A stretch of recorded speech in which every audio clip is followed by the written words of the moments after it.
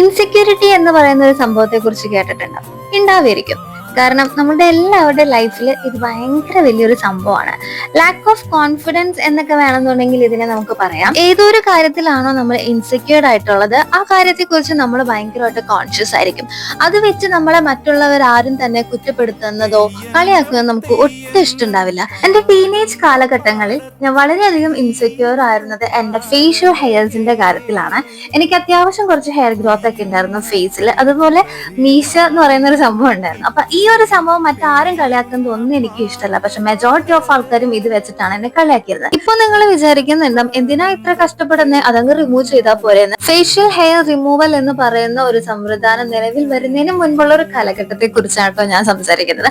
അതുകൊണ്ട് തന്നെ ഞാൻ ഇനി പോയിട്ട് ത്രെഡ് എങ്ങാൻ ചെയ്തിട്ടുണ്ടെങ്കിൽ, വാക്സ് എങ്ങാൻ ചെയ്തിട്ടുണ്ടെങ്കിൽ എനിക്ക് ഇനി വീണ്ടും ഹെയർ ഗ്രോത്ത് ഉണ്ടായി ആണുങ്ങളുടെ പോലെ ആയാലോ എന്ന് പേടിച്ചിട്ട് ചെയ്യാതെ ഇരുന്ന ഒരു കാലഘട്ടം. ഞാൻ ഈ പറഞ്ഞ കാലഘട്ടത്തിൽ ആരെങ്കിലും ആണ് ഈ വീഡിയോ കാണുന്നുണ്ടെങ്കിൽ ജസ്റ്റ് കമന്റ് ചെയ്യണേ.